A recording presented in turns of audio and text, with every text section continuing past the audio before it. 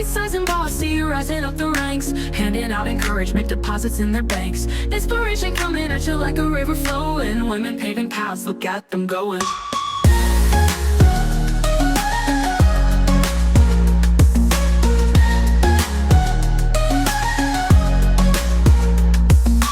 Bite-Sized and Bossy, rising up the ranks, handing out encouragement, deposits in their banks. Welcome. I'm Erin. And I'm Tammy. And this is Bite-Sized and and Bossy. Bossy. Look, I almost didn't look at you when I said it. That was know. so good. I like I felt looking like at you, we felt it.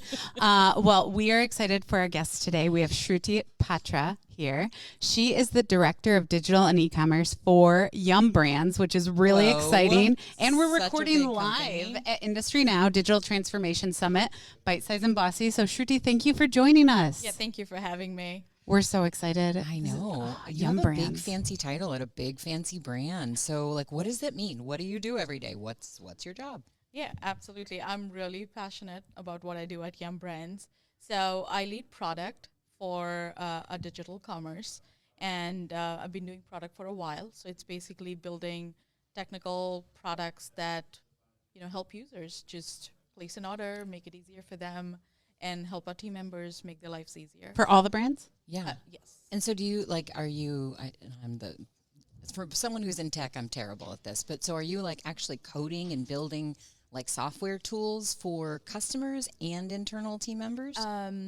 Like as part of the product team, generally the product team is working along with the design team and the engineering team to decide what problems to solve. And the engineering tells them, how do we solve it? And then the design team is there to say, what's the best way to do this, right? So that's what we do. But I am an engineer turned into product. So Wow. So I've been coding for a while, but just found my passion in product.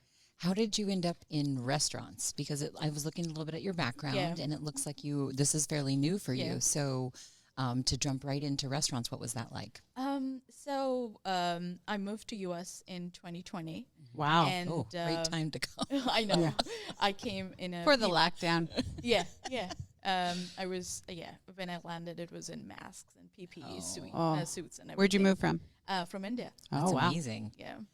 So, when I came in here, I just switched companies when I came over here, and I was looking for opportunities, and had a recruiter reach out to me, and she talked about KFC, Pizza Hut, and Taco Bell. I'm like, that's amazing. Like, in US, KFC, Pizza Hut, and Taco Bell are big, but in India and Asia, it's bigger.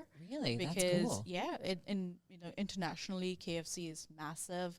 Those are places that you will go for celebrations or when it's like you have a dine out, then you would go to Pizza Hut. So I was really excited to join restaurants. That's where Tammy goes. She goes to KFC for her big celebrations as well.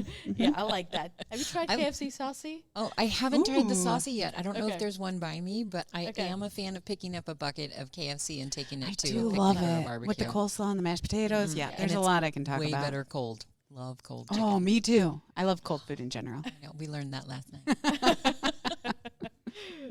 Well, that's amazing. So you moved here and you started at Yum? Yes. Wow. So you've been there, is it 5 years Yeah, then? yeah. Wow. Well, That's are amazing. you in Louisville then? Is that where they're No, I'm in Chicago. Oh, you're in Chicago. Great. You're local. Yes. Okay, so for those of us, we're at the Industry Now conference, and when we were going to Chicago, I was super excited, and then had to take an Uber like an hour to get here. So where Calm the heck down. are We are in It's a suburb. Chicago Calm adjacent. down. Yeah.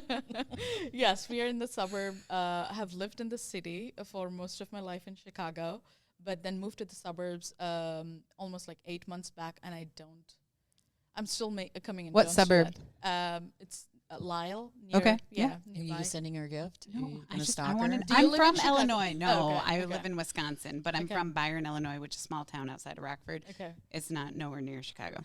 But so are you a Cubs fan now?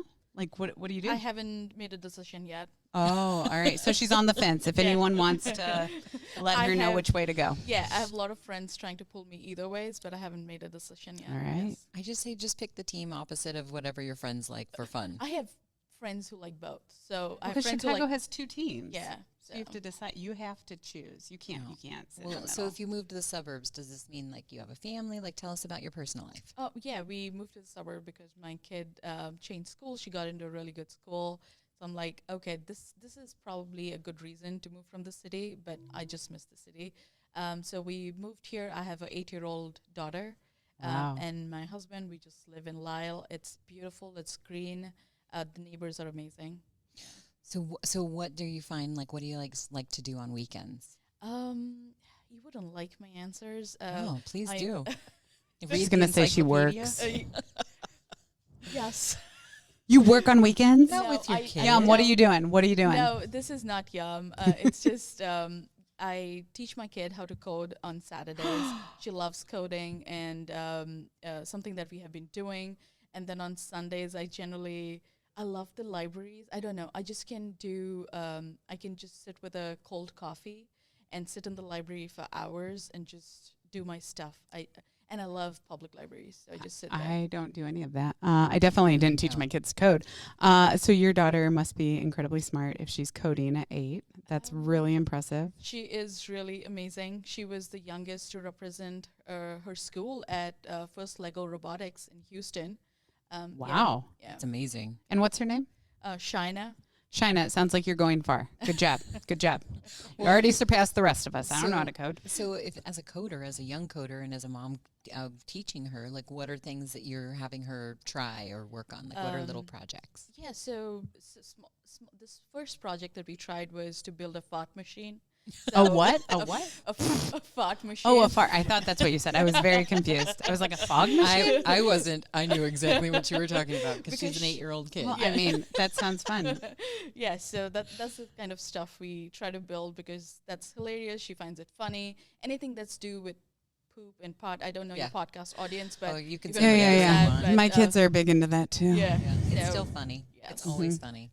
So yeah, and just doing more of those things that she likes and make it fun for her. That's so impressive. I'm so impressed. Also, not a place I would never be like, oh, today I'm going to the library. That sounds really exciting. Well, what's the thing that you've built for Yum so far that you're most proud of? Like, what's the thing that you say, wow, we worked on this project and it really changed the game? Oh, I love it. So at Yum, we're building a Byte as a platform. Yes. Wow. Which is this our AI. Oh, I read about that. Yeah. Yeah. It's a restaurant platform built for restaurants, Mhm. and as part of it, it's like platform first. And my team built this like amazing, complex menu management platform, which just makes things so much easy for all the operators, for Yeah. all the restaurants. Just I just love it. And so the menu management platform is important because you're pushing to different POSs or We have our own POS, but Okay. then generally, as you see, POS has been like the center of the universe, where Mm-hmm.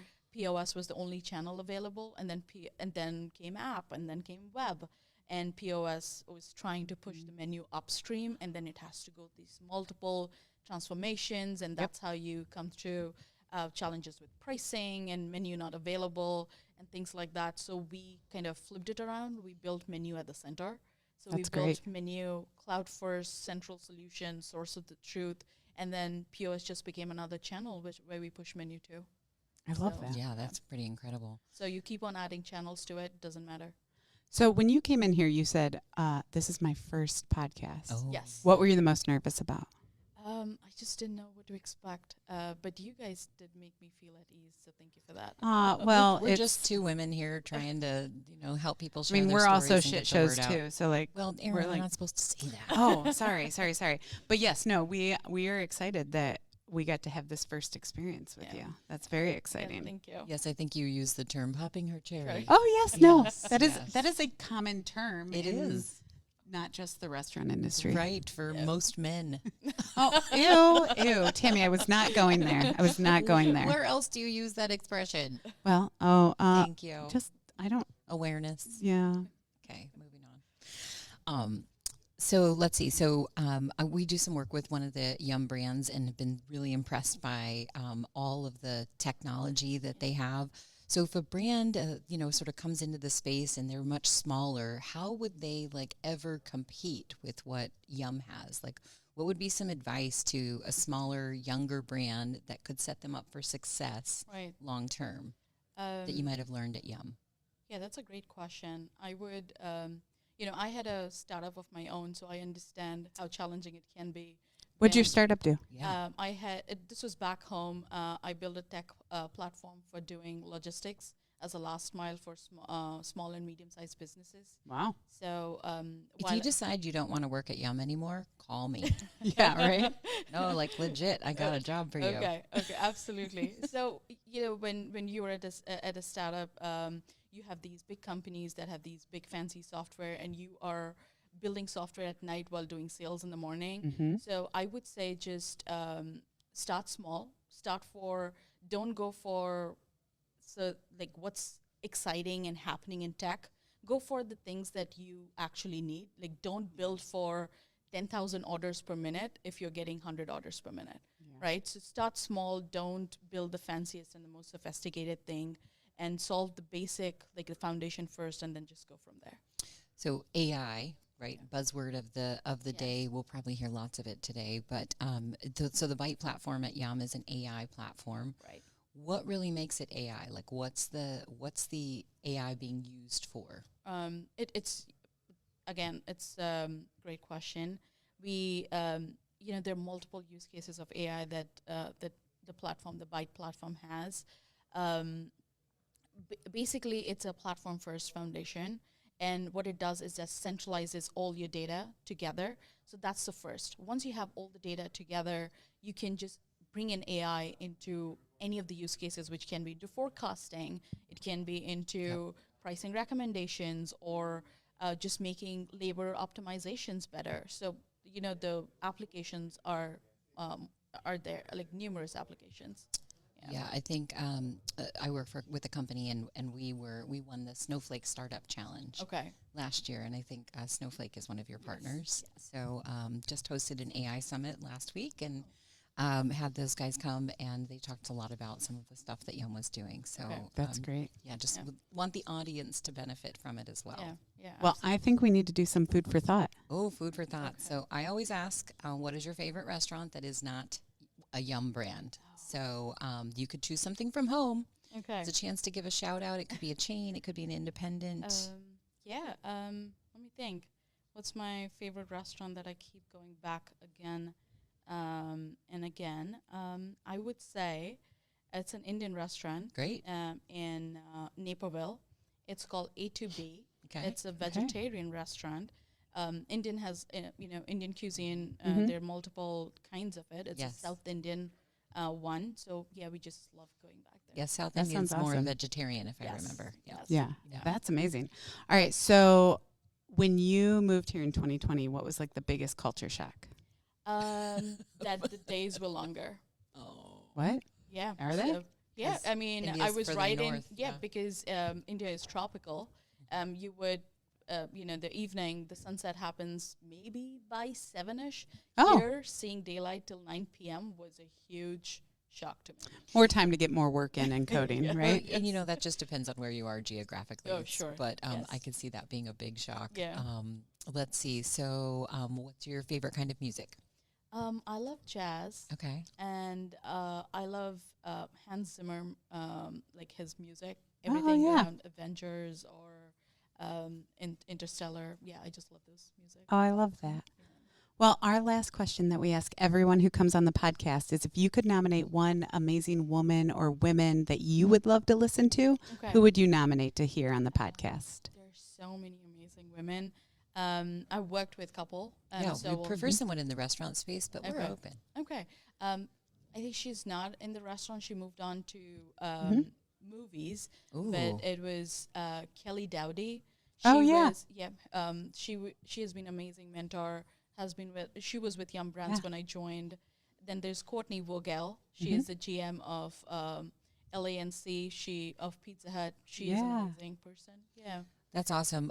Yum as a company, we've interviewed a couple of people that have come out of there. I think Heather Neary was originally out of there, wasn't she? Yeah, it's like And Shannon boot camp Hennessy. for marketers, I And feel so like. I know that Liz, the Williams, the CEO over at El Pollo Loco, there's a bunch of these really strong women that are very successful and have come out of Absolutely. Yum and a great culture. So Well- cheers to you for getting that job. And we love that you joined us today. Thank you thank so you. much. We're Thank you glad for we your could time. be your first. Yeah. And you've been absolutely amazing. Same here. anyone who's listening at home, please like, share, subscribe, Bite-Sized the and things. Bossy. You can check us out on LinkedIn, Spotify, Apple, YouTube, all the places. So thanks for listening today, and we'll see you on the next episode. Bite-Sized and Bossy, rising up the ranks, handing out encouragement, deposits in their banks. Inspiration coming at you like a river flowing. Women paving paths, look at them going.